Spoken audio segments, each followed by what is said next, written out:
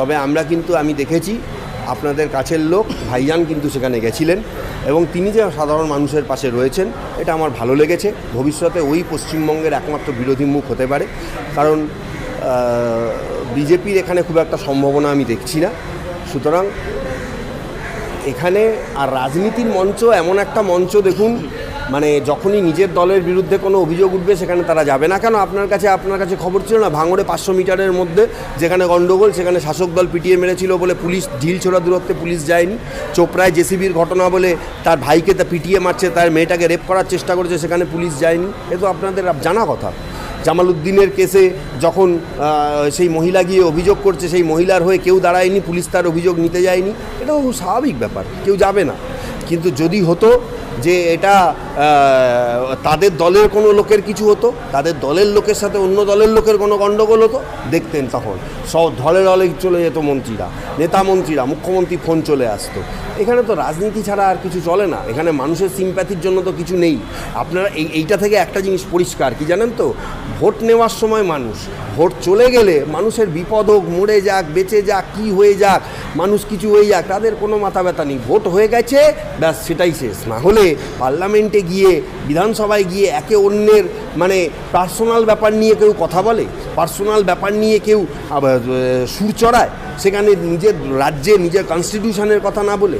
সুতরাং কেউই যাবে না। দলের দিকে দিকে এই জিনিস হয়ে এসেছে আমাদের দেশের, এটাই হচ্ছে সম্পদ, এটাই হচ্ছে কালচার, সেটাই অতিবাহিত হচ্ছে। আমরা দেখতে পাচ্ছি যে বিধানসভায় শাসক দল বেশ সংখ্যাগরিষ্ঠ, 200-র উপরে সিট। হ্যাঁ, লোকসভাতেও 29টা সিট পেল। তারপরে বিরোধীরা পান থেকে চুন কষলেই বিরোধীদের উপরে হামলে করছে পুলিশ সঙ্গে নিয়ে। তাহলে কি পশ্চিমবাংলার যারা শাসক দলে রয়েছে তারা চাচ্ছে কি যে পশ্চিমবাংলা কোনো বিরোধী কোনোদিনও থাকে? হ্যাঁ, চাইছে। এটা স্বাভাবিক, খুবই স্বাভাবিক, খুবই স্বাভাবিক। আপনি কেন এটা বুঝতে পারছেন না?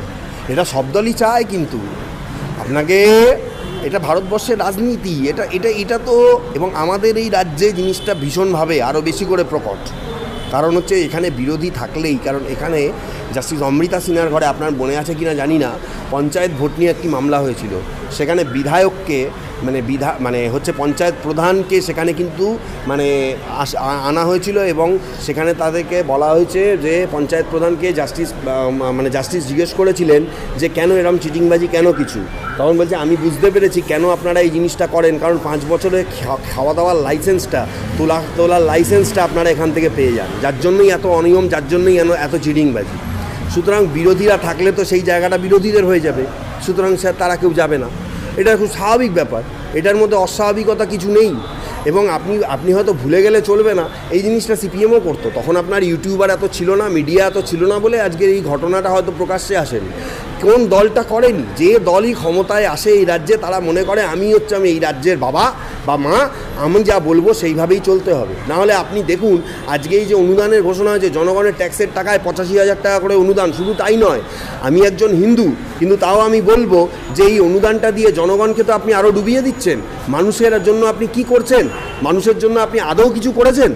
আপনার স্বাস্থ্যসাথীতে লোকে চিকিৎসা পাচ্ছে না, আপনার ক্ষুদ্র শিল্প, কুটির শিল্পগুলো বন্ধ, সরকারি প্রকল্পগুলো বন্ধ, ডিএর টাকা বন্ধ, অথচ আপনি এইখানে টাকা দিয়ে যাচ্ছেন। ঠিক আছে, দিচ্ছেন দিন, কিন্তু আপনি আবার কি বলছেন যে কি থিম হবে, কি প্যান্ডেল হবে, সব কিছু আগে পুলিশকে জানাতে। পুলিশ তো খালি পারমিশন দেবে, এটা তো তাদের ব্যক্তিগত বিষয়। সেই বিষয়ে পুলিশকে এটা ডিক্টেটরশিপ, আমি যেটা চাইবো সেটাই হবে, পুলিশ যদি ওটা না করে দেয় সেটা হবে না। এই জিনিসগুলো কেন মানুষকে দিতে দিতে তারা এমন একটা জায়গায়, সাধারণ মানুষের জন্য আপনি কি করেছেন? সাধারণ মানুষের পাশে দাঁড়িয়ে আপনি কি করেছেন? আপনি বলবেন যে আমি লক্ষ্মীর ভাণ্ডার করেছি, কিন্তু এটা তো রীতিমতো গ্রামে হুমকি দেওয়া হয় যে যদি তৃণমূলকে ভোট না দেওয়া হয় লক্ষ্মীর ভাণ্ডার বন্ধ হয়ে যাবে, এবং অনেক জায়গায় হয়েছেও। যদি এই না দেওয়া হয় তাহলে রূপশ্রী বন্ধ হয়ে যাবে, কন্যাশ্রী বন্ধ হয়ে যাবে, এগুলো আমরা তো দেখতেই পেয়েছি। সুতরাং মানুষের জন্য কিছু নেই, পরিষ্কার কথা। এই যে ঘটনা পুরো চোখে আঙুল দিয়ে প্রমাণ করে দিল, যত পিটিয়ে মারার ঘটনা থেকে শুরু করে যত কিছু, এবং এই যে ডোলাহাট থানার ঘটনা পরিষ্কার চোখে আঙুল দিয়ে প্রমাণ করে দিচ্ছে রাজনৈতিক নেতারা ভোট চলে গেলে সাধারণ মানুষের পাশে আর নেই, বরং সাধারণ মানুষ বিপদে পড়লে তারা কিন্তু মুখ ফিরিয়ে নেয়। তাদের দলের কেউ বা বিধায়ক যদি তারা বিপদে পড়ে যায়, তখনও তারা কিন্তু যতটা পারে করে। পরবর্তীকালে আপনি দেখুন আজকে কোন লোকটা রয়েছে, আসলে যে জিনিসটা জানবেন, বিপদে পড়ে গেলে কেউ আর পাশে থাকে না।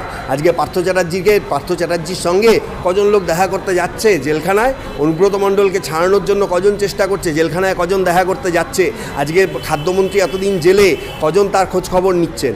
এটা জানবেন, নিজের আখের গোছানোর জন্যই রাজনীতি, জনগণের কথা ভাবা হয় না। দেশের আইন খুব উইক, আইন যতদিন পরিবর্তন না হবে মানুষ এই রকমভাবেই বাঁশ খেতে থাকবে। সরকারের কাজ হচ্ছে স্বাস্থ্য, শিক্ষা এবং বাসস্থান। সেই জায়গায় এখন দেখতে পাচ্ছি সরকারের কাজ হচ্ছে ভাতা, ইমাম ভাতা, পুরোহিত ভাতা, পুজোতে অনুদান।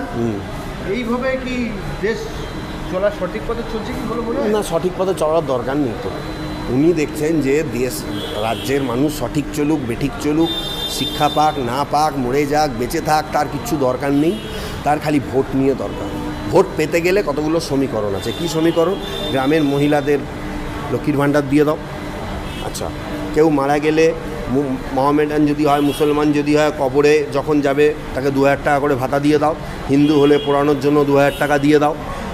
যারা ছোট ছোট জায়গায় নিয়ন্ত্রণ করছে, ঈদ হলে বা কোনো অনুষ্ঠান হলে ওই কোনো মানে যত আপনার হচ্ছে যে মসজিদ আছে সেখানে একটা টাকা দিয়ে দাও।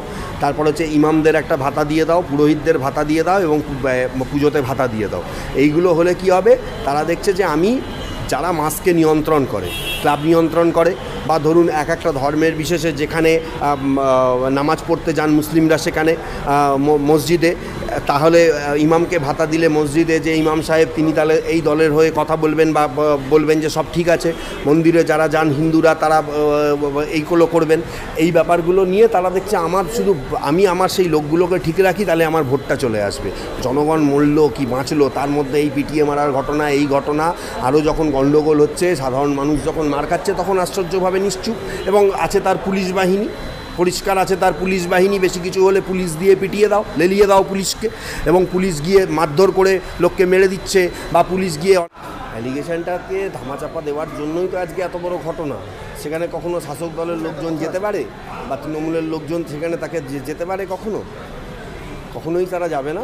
থাকে এটা আবার পরিমাণ এই যে সিদ্দিকুল্লাহ যখন বামপন ছিল, মাথায় টুপি সবকিছু দিয়ে একেবারে গদ কি জমিতালহীন, তারপরে জমিতালহীন থেকে রাজনীতির দলগুলো পিডিশিয়ান সব মুসলমান পাড়ায় পাড়ায় গিয়ে একেবারে তুফান তুলে দিল।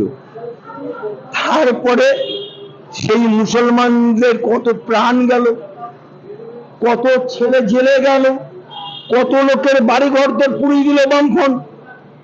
কিন্তু যখনই মমতা ব্যানার্জি ক্ষমতায়ন হলো, ওনার ওয়াদা মুসলমান